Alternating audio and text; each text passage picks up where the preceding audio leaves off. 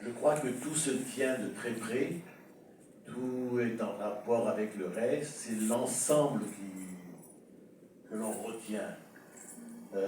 Et ce qui est important pour moi en le revoyant ici, bon, c'est un film qu'on voit souvent dans nos cercles,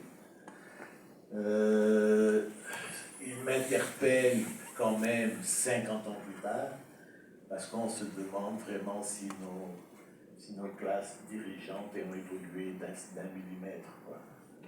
C'est le même ridicule autour de nous. Maintenant, ça s'appelle bling bling. C'est plus la même chose, mais voilà. Quoi.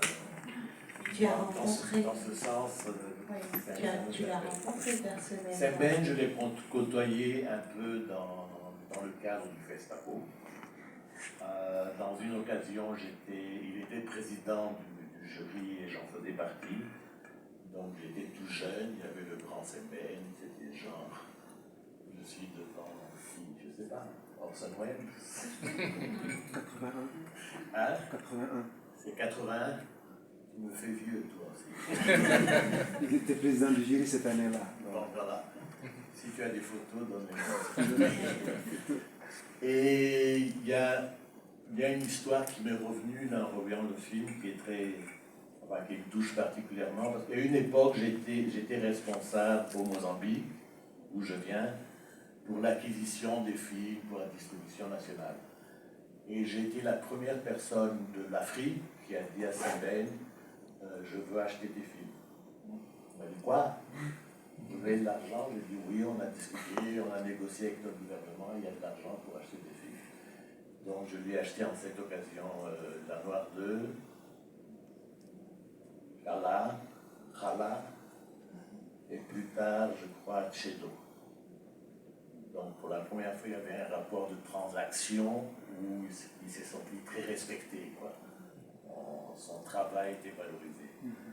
Et voilà, après toutes ces années, je suis fier d'avoir fait ça. Merci.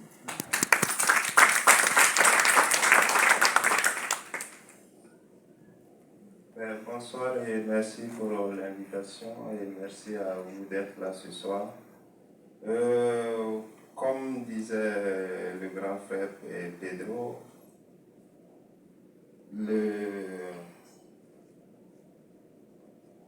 le film il est complexe. En gros, je réponds par la deuxième question. Quelle scène m'a le plus marqué? Il y a tellement de choses subtiles à travers son film, dans la dénonciation, il y a tellement de scènes que le tout forme un, quoi. C'est une très belle œuvre. Et tu vois, quand on la regarde en rigolant, mais en même temps, je pleure à l'intérieur, quoi. C'est-à-dire que cette société qui dépeint juste après les indépendances, en gros, on a hérité, tu vois, le personnage, au lieu de scène, mais le personnage c'est Dupont-Durand. Tu vois, c'est un personnage silencieux tout le long du film, comme dans la logique d'aujourd'hui aussi, le même Dupont-Durand entre griffes caricaturé, quoi. Donc, il y a plus un personnage, moi, qui a plus retenu mon attention, comment il introduit le personnage sans aucun mot, tu vois, on le voit, mais en même temps, c'est le marionnettiste, en gros. Donc, c'est plus, moi, un personnage qu'une scène particulière. Et quel lègue Sembène, tellement d'émotions. Les premiers films que j'ai eu à voir, c'était des films un peu occidentaux, c'était soit de la distraction, soit de l'étourdissement. Et les films de Sembène, c'est le premier film qu'on a vu et on s'est assis. Ben, ça concerne la famille d'à côté, ça nous concerne, c'est nous, quoi. Donc, dans la même dynamique, chacun filme les préoccupations. Quand tu fais les films sur la Révolution, tu vois, on dépeint à notre époque à l'image de Sembène, quoi. Donc, quel legs, c'est le même cinéma social, le même envie de dénoncer des faits sociaux, le même envie de changement, voilà quoi. Donc, ce film, Tu sais, quand je suis venu, je me suis dit, ouais, je l'ai déjà vu. Et quand je suis rentré, je me suis dit, mais j'aurais raté à rester dehors à fumer une clope ou à faire quoi. C'est-à-dire que je pourrais le revoir même après-demain. Je revois au-delà du film ce qui dénonce l'époque qui est passée des années 80 à aujourd'hui ou des années 60 à aujourd'hui. Voilà quoi. Donc, voilà. Je sais pas, en un mot, je suis très ému par le film à chaque fois que je le vois. Je trouve que c'est un engagement à travers le ridicule, le subtil. Tu vois, quand il montre le Grand Dakar de l'époque et en même temps il montre une femme qui a son... Tu vois, comment on dirait ça en sociologie, c'est le urbain, tu vois, en même temps le Dakar urbain de l'époque, au-delà même de l'urbanisation, des mentalités, quoi, tu vois, voilà quoi, donc merci de nous faire partager ça. Et en suivant le film, je me suis dit, on voit un très beau film, ce serait pas de trop de le faire revoir dans les quartiers populaires. Tu vois, faire revoir ça dans le quartier populaire et même enregistrer ce que les gens d'aujourd'hui pensent de tout ça, tu vois. Donc, les mots me manquent et merci encore de m'avoir invité à passer une si belle soirée.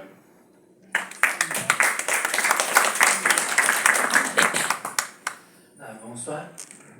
Moi, je suis un archiviste audiovisuel en fait, et un historien, et je suis un restaurateur digital. Donc, en fait,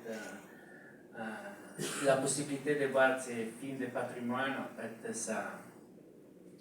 c'est un peu le rêve d'un restaurateur digital, puisque je travaille dans des archives ici à Dakar, à la DCI et au Fonds d'archives. Et en fait, moi je pense que l'importance de pouvoir faire revivre ces films, c'est en fait parce qu'ils sont au quotidien. Moi je vois les films de Sembène, je vois les films un peu les rires amers à l'italienne, donc en fait, qu'on rit, mais après en fait on réfléchit beaucoup et je trouve que malheureusement les films de Sembène sont toujours d'actualité, mais comme beaucoup de films des pionniers africains. Si moi, en tant qu'archiviste, je peux dire deux, trois petites choses dans ce film-là, il y avait presque tous les plus grands acteurs qu'il y avait au Sénégal, parce que le monsieur qui s'est vengé, c'est tout à sec. Ouais. Donc en fait, moi je le dis pour les jeunes générations, donc en fait, on entend toujours le problème, c'est que moi quand j'ai commencé à faire ce travail, c'est qu'en fait on avait des noms, mais on n'avait pas de visage. Et vu qu'en fait nous on vit dans une société où l'image c'est tout, alors en fait je me suis rendu compte qu'en fait nous on connaît le visage de Fellini, on connaît le visage de Scorsese, et on ne connaît pas trop le visage de Sembène. Peut-être Sembène oui, mais après tous les gens qui en fait ils font vivre ce film-là. Le producteur exécutif c'était Pauline Somnoviera, et donc en fait c'était le chef du bureau du cinéma, c'est lui qui en fait il a poussé Sembène Ousmane à faire du cinéma. Il y avait Myriam Niang, elle a joué dans Tuki Buki, qui c'est la fille de la première épouse. Fatim Diane, qui c'est la secrétaire. Donc en fait, moi je vois ça et en fait je me rends compte que tout ce que j'ai lu dans les archives, c'est que le cinéma autant c'est une grande famille. Et je le trouve, moi j'ai la chair à poule quand je parle de ça, parce que quand les pionniers parlaient de faire des films, ils parlaient des hommes et des femmes de bonne volonté. Donc en fait, c'était surtout faire des films pour parler aux gens. Dernièrement, j'ai pu collaborer avec l'édition Pipois pour faire sortir un livre sur Sembène Ousmane où il y a des témoignages sur les gens qui ont connu Sembène. Donc en fait, c'était d'un côté dehors du film, donc en fait côté humain. Et en fait, la chose que je trouve magnifique et que c'est l'héritage, je pense, qu'on doit apprendre de Sembène, à part de faire des films, c'est le courage de faire des films comme ça. Parce que quand même, il faut avoir du courage, parce que Sembène Ousmane, il a fait Hala et après Chedo, il est disparu quand même pour 10 ans, parce qu'il a eu le courage de faire et aussi de faire en 73 un film où on met en question la polygamie, la corruption. Vive l'africanité, c'est.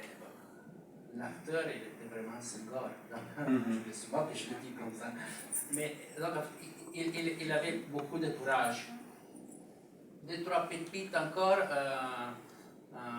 Il y a plein de petits messages cachés dans le film de Sembène Ousmane. Donc, dans les mandats, on se souvient qu'on voit dans la table Che Guevara, et quand il ouvre la porte, il va parler avec sa fille, on voit Samori. Là, c'était vraiment, c'est Samori devant qui ouvre la porte, et quand ça sort, il y a Cabral. Donc, en fait, c'était un peu les rêves de faire le film de Samori, qui en fait, c'était les rêves de Sembène Ousmane, mais aussi en figure.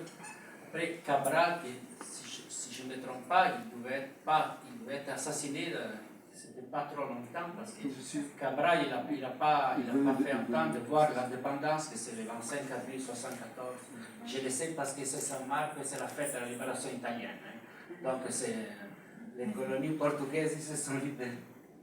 Petite correction, le 25 avril, c'est la révolution des oliviers au Portugal. Avant cette révolution, la Guinée-Bissau proclame son indépendance. Merci.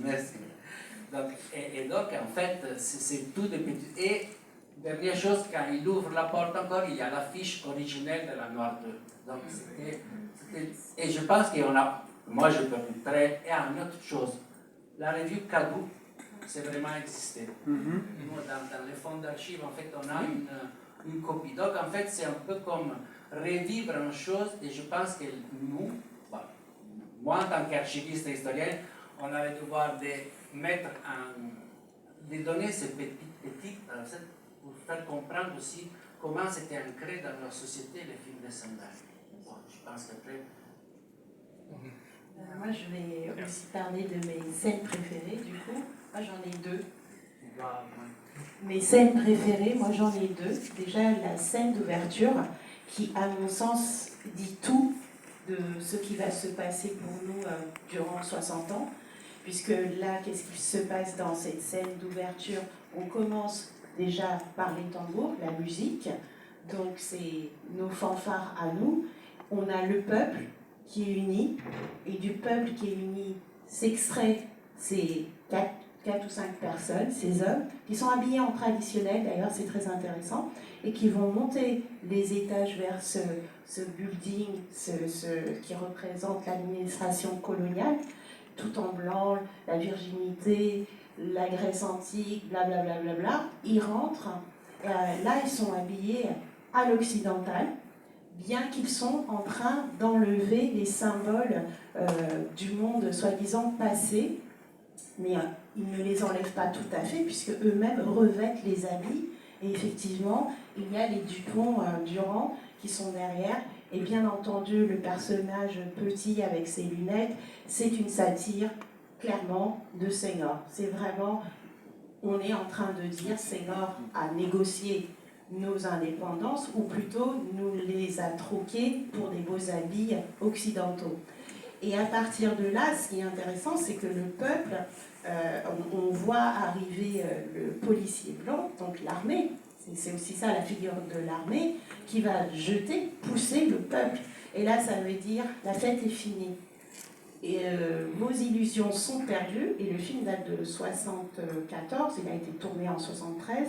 C'est fini de rigoler. À ce moment-là, il y a encore des guerres d'indépendance sur le continent. Donc ça, c'est vraiment parce qu'on a fait souvent la critique à Sembène qui n'était pas assez formelle ou esthétique, alors que cette première scène, pour moi, est une maîtrise du langage cinématographique à son comble.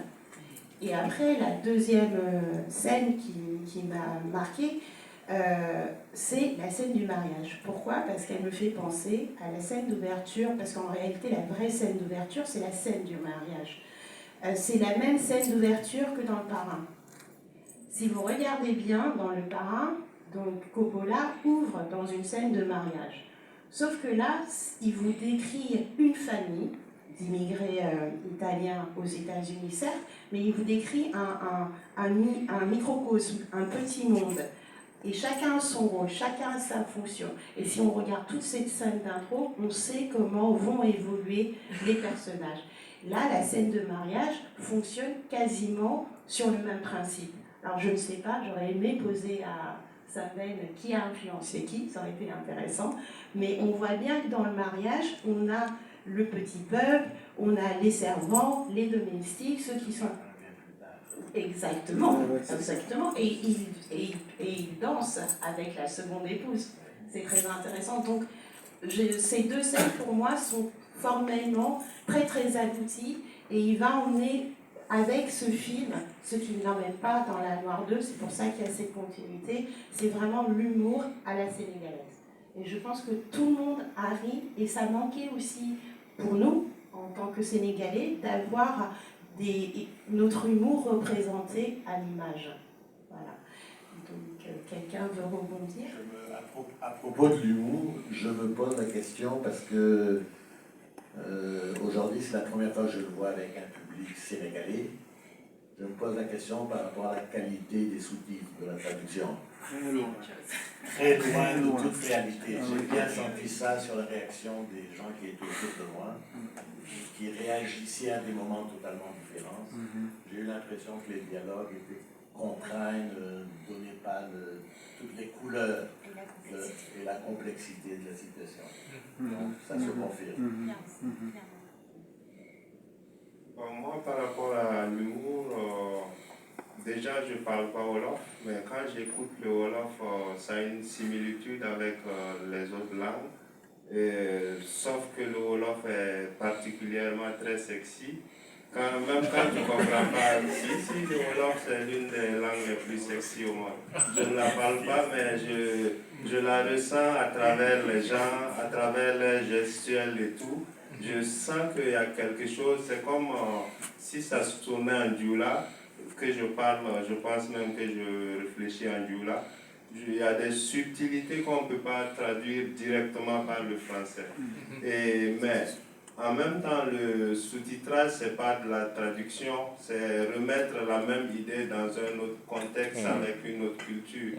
Donc sur ce point, je lis avec le sous-titre, mais même ma culture africaine me permet aussi de vivre la langue sans la comprendre. Et avec le sous-titre, je pense pour un Africain, on a quelque chose en plus au-delà du sous-titre qu'un occidental dans la structuration de la langue. Et le Wolof ressemble beaucoup au Djoula. Et donc je sens qu'il y a beaucoup d'humour à mon sens. Je ne sais pas si c'est voilà. Et parlant de scène, quelque chose, un langage m'a particulièrement plu. C'est à la fin du mariage, quand il devait rentrer avec sa femme. C'était carrément dans un couloir, quoi. Tu vois, c'est direct le couloir de la mort. Et là, je me suis dit, waouh, depuis les années 70, au fait, on se dit aujourd'hui, oui, on fait du cinéma, mais des gens ont fait des trucs de malades à l'époque et ils se sont cassés la tête, on ne réinvente pas quelque chose, quoi. On utilise juste le même principe qui est l'image et le son pour raconter une histoire. Et voilà, mais quand tu regardes ça, tu te dis, waouh, déjà à l'époque, voilà quoi, c'est chapeau quoi. Alors la thématique, c'était The Beautiful Ones Are Not Yet Born Yet, de Ama, qui est l'écrivain ghanéen, qui a connu aussi Sambène et qui a critiqué aussi à travers son livre et ses œuvres, justement ces élites qui nous avaient spoliés de nos indépendances. Puisque nous sommes les héritiers, quelles seraient les pistes pour changer cette donne, changer cela à notre vie, pour qu'on se réapproprie cette indépendance?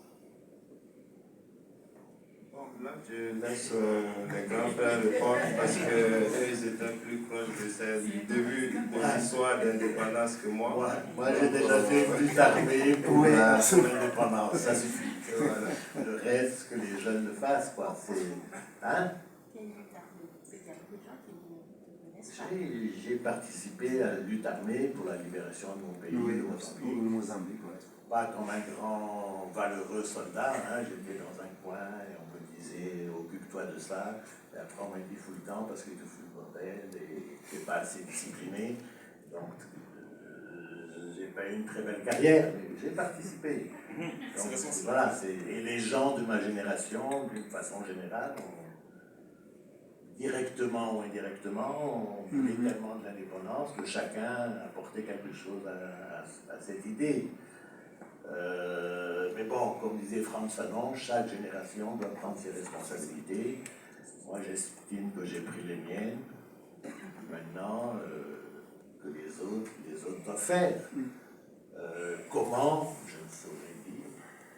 Moi, pour l'instant, je me limite à essayer de faire des films, à voir des films, à transmettre la notion d'un cinéma qui soit intelligent, qui aide au développement culturel de nos peuples, des gens qui se placent dans un cadre de justice économique, d'équilibre économique, où les jeunes ont le droit de faire du cinéma et nos États devraient les aider à faire ce cinéma. Saint-Ben disait le cinéma c'est l'école du soir.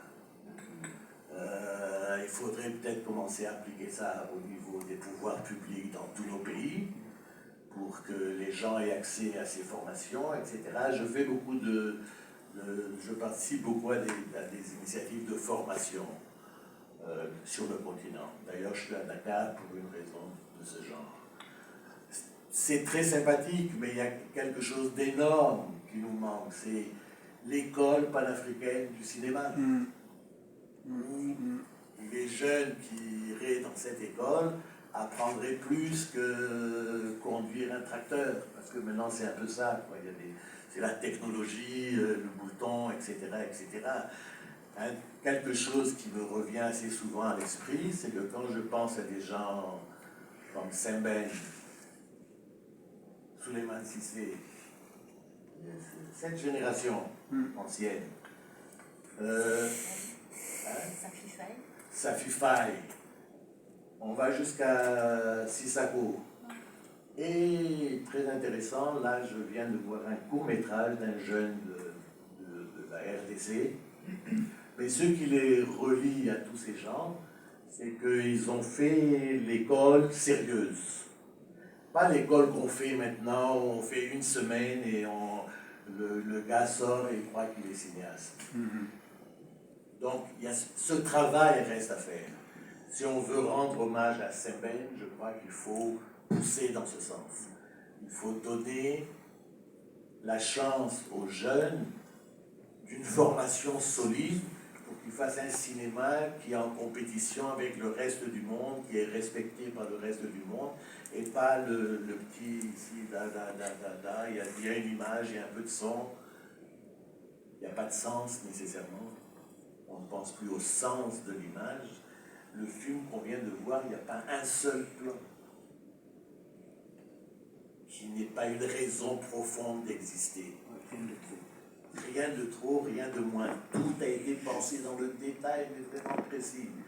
C'est vrai qu'à l'époque, on tournait en pellicule et il fallait faire attention. Maintenant, voilà. Toujours est-il que moi, j'estime que, voilà, si on veut rendre hommage à Saint-Ben, et les centenaires, ça sert à ça, rendre hommage, il était beau, ce qui n'est pas vrai. Il était gentil, ce qui n'est pas vrai. Mais voilà, c'était un grand cinéaste. Si on veut rendre hommage à ce grand cinéaste, il faudrait que quelque part, quelqu'un ou des gens pensent à faire cette école panafricaine où les jeunes, vraiment être respectés comme jeunes. Parce que maintenant, je crois que beaucoup de ces initiatives ne respectent même pas l'objet qu'il est tous organisé, un petit atelier ici, un petit atelier là-bas. Je fais partie de ça, j'ai honte de le dire, mais voilà. Est-ce que ça, c'est pas aussi un legs, justement, de la colonisation francophone? Tout à fait, tout se rejoint, si tu veux.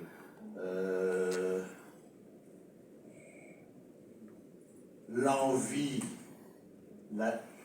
notre capacité de projection vers un futur a été largement handicapée par les systèmes qui déjà à l'époque Sembène met en scène. Ça n'a fait que s'amplifier. Donc maintenant, les solutions à court terme semblent être voilà, la panacée. On fait semblant d'eux et tout le monde fait semblant d'eux. Pourquoi? Parce que nous-mêmes, nos pouvoirs publics, c'est des responsabilités publiques. Ça, c'est pas nous individuellement qui allons faire ça. Nos pouvoirs publics du Cap au Caire n'ont pas encore saisi l'importance pour le développement des Africains, qu'il y ait une possibilité d'expression que des hommes courageux comme Sembène ont fait, mais qu'après, il faut soutenir ces dynamiques, sinon, voilà, ça se perd. Je me perds un peu parce que ça fait mal, après tant d'années, de voir qu'on en est où. L'autre chose qui me semble fondamentale de réfléchir et de faire, si on pense à rendre hommage à Sembène, c'est le travail du patrimoine, de préservation du patrimoine, de préservation de tous ces films, mais pas seulement préservé comme patrimoine qui est dans une archive que personne ne touche. Non, la diffusion de ce travail, l'accès avec la technologie, maintenant, c'est pas aussi compliqué que ça, de faire en sorte que toutes les écoles puissent voir Sembène et d'autres, beaucoup d'autres, on parle de Sembène, mais il y en a beaucoup d'autres, de façon à alimenter un imaginaire qui sorte du caca qu'on voit sur les chaînes de télé, quoi. D'ailleurs, Marco, est-ce que tu peux nous... C'est ça? Soulagé quand même. Alors en fait, moi, alors l'accessibilité, oui. Alors, quand j'ai commencé à travailler ici, on avait moi avec ma collègue Tiziana Manfredi, l'idée c'était les archives doivent rester en Afrique. Hors de question que les archives doivent sortir pour aller dans n'importe où. En fait, l'idée c'était de travailler ici.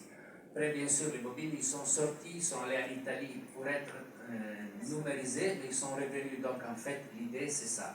L'idée c'était de former des techniciens avec des formations qui, comme il disait le monsieur, pas des workshops de 2-3 jours, parce qu'en fait, après, on ne peut pas utiliser dans le monde. Je parle comme ça, parce que ça fait 20 ans que je vis en Afrique. Donc, en ce moment-là, j'ai un peu de problème d'identité. Et je trouve qu'en fait, je vois qu'il y a ce problème. En formation que ce n'est pas certifié, ça ne sert à rien. Un technicien, un réalisateur, il doit être capable d'aller nulle part dans le monde et dire « Ah, mon bout de papier, c'est égal avec elle. » Parce que sinon, en fait, après, ça ne sert à rien. Donc, en fait, ça.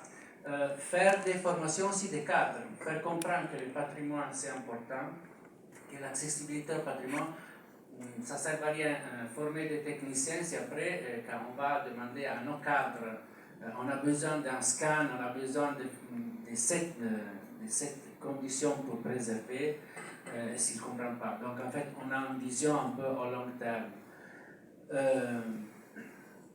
L'accessibilité aux archives, oui, mais c'est un long travail. Donc, mais l'idée, c'est de les rendre accessibles. Déjà, en ce moment-là, avec la direction de la cinématographie et au fond d'archives, on est en train aussi à éduquer que ça existe en archive. Donc, en fait, qu'est-ce qu'on conserve? Et aussi à l'idée de sensibiliser, de parler que chacun de nous, c'est un archive. Chacun de nous, il a un petit archive, il a une histoire à conserver. Et donc, en fait, l'idée de pouvoir le partager, de le conserver et valoriser. Donc, en fait, oui, de le rendre accessible le plus possible, donc en faisant des projections. Parce que je pense que c'est un peu comme rendre immortel l'œuvre et le message de quelqu'un. Et surtout, c'est super important. Et c'est un long chemin, mais c'est une chose c'est un commencé un peu comme un rêve. Personnellement, en tant qu'historien, il y avait un archive qui était abandonné, donc l'idée de pouvoir s'engager, de pouvoir mettre à disposition. Moi, je dis toujours que mes plus grandes victoires, ils s'appellent Maïmouna et Mustapha, qui sont deux techniciens qui travaillent avec moi, et qui en fait, on a mis la passion, parce qu'il faut avoir la passion pour faire ce travail. Il faut être passionné. Et bon, moi, j'espère de pouvoir rentrer bientôt en Italie, mais en sachant qu'en fait, il y a ces graines de la passion des archives. Et après, en fait, en archive, il est vivant s'il a une demande. Si un archive, il n'est pas sollicité par des réalisateurs, alors en fait, on revient dans l'idée que les archives, c'est un truc plein de poussière où il y a des histoires. Mais en fait, les archives, ça sert aussi pour recréer des histoires. Un archiviste, il dit, nous, on a ça. Et après, c'est aux artistes de les faire vivre. Nous, on a seulement le devoir de les conserver, et pas d'écrire rien.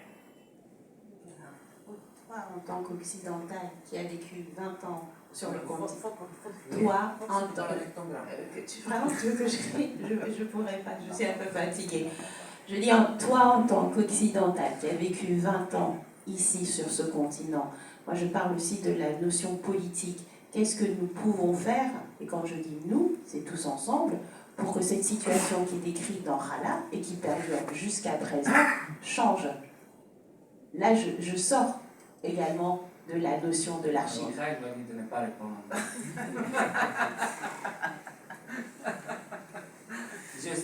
Moi, je pense que moi, je fais partie d'une génération qui a perdu. Vous avez gagné. Mais moi, j'ai perdu. Moi, j'ai fait de la génération en 2001, le G8 de Gênes. Moi, j'ai carrément vu écraser tous mes rêves. Tirer dans la rue.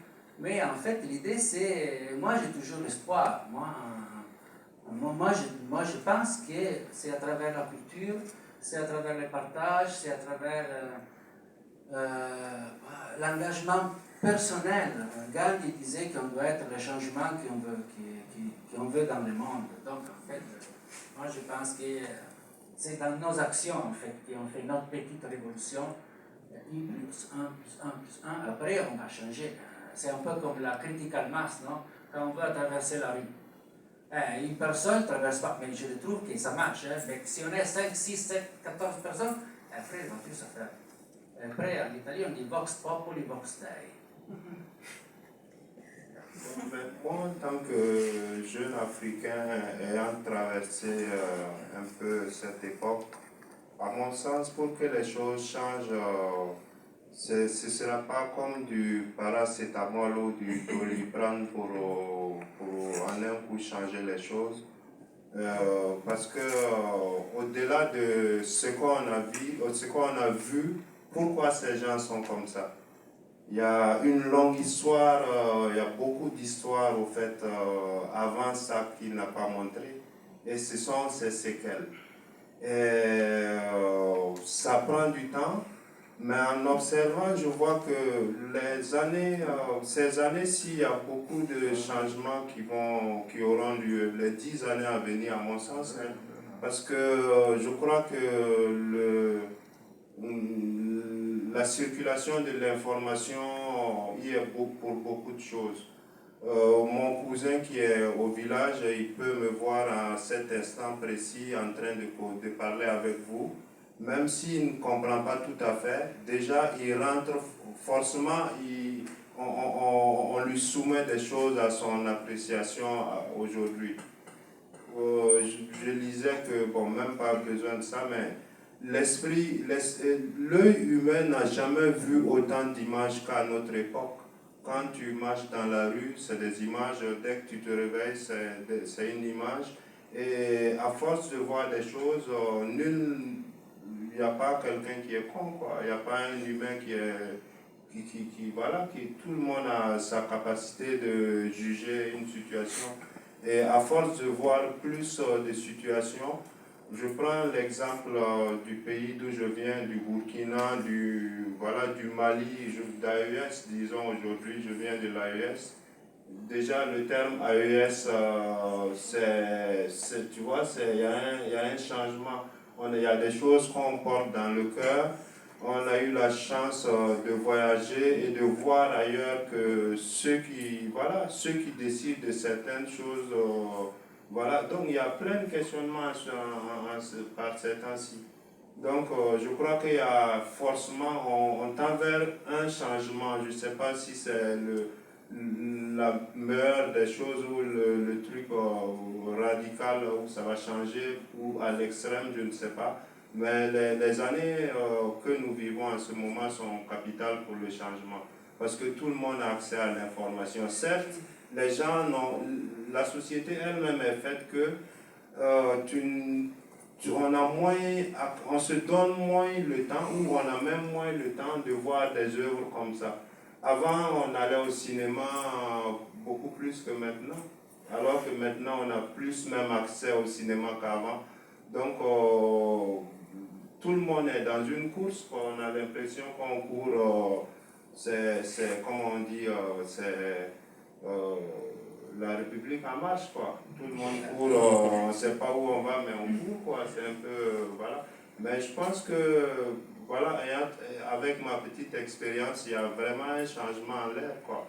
Les jeunes, je disais à quelqu'un que on parle tous de l'Afrique, mais quand tu voyages, tu rencontres des gens qui ont les mêmes idées de changement que toi, qui te disent ouais, mais telle chose, il faut que ça change, on n'est plus au temps de Mobutu. Tu vois, donc pour moi, il y a beaucoup d'espoir. Il reste juste à canaliser les choses, à les favoriser dans le monde du cinéma, vulgariser l'apprentissage, quoi, donner plus accès à des gens d'apprendre. Ça, je parle du monde du cinéma parce que c'est celui dans lequel j'exerce. Dans l'agriculture, dans autre chose, donner plus l'accès, quoi. Donc le vrai changement, on peut l'impulser en ce moment parce qu'il y a beaucoup de facilité à apprendre des choses en même temps. Voilà. Mais donc, je vais passer la parole quand même au public. On en revient à cette idée, on parle d'éducation, on parle de formation. Ça, c'est aussi une résultante des ajustements structurels qui ont eu lieu dans les années 90, des dévaluations du franc CFA, mais c'est aussi la responsabilité en premier lieu de nos élites. Et aujourd'hui, on a une élite qui est devenue aussi très riche, on a une middle class qui existe. Que font nos élites pour avoir une vision, pour investir dans le long terme? Parce que si on parle d'archives, de patrimoine, de formation, d'éducation, de cinéma, c'est une vision de long terme. Et aujourd'hui, on a des gens extrêmement riches sur le continent et qui ne semblent pas avoir aucune vision de long terme pour notre continent. Et donc, c'est aussi le cinéma qui nous permet de nous poser ces questions de long terme, puisque comme tu le dis, aujourd'hui, on est dans une consommation rapide, j'essaie de parler fort pour toi, Marco, rapide de téléfilms, de pubs, d'images qui viennent de TikTok, etc. Effectivement, on ne prend pas le temps, mais est-ce que la responsabilité ne vient pas de nous-mêmes et de dire à nos élites, il est temps, arrêtez, ayez une vision de long terme pour qu'on ait un véritable développement. Et ça, à quel moment nos élites vont aussi investir dans l'éducation, dans le cinéma? Enfin, moi, c'est la question que je pose ce soir et que j'espère qu'elle sera peut-être entendue et qu'il faut qu'on continue à poser, non? Et qu'il y aura une réponse qui vienne de la salle. Parce que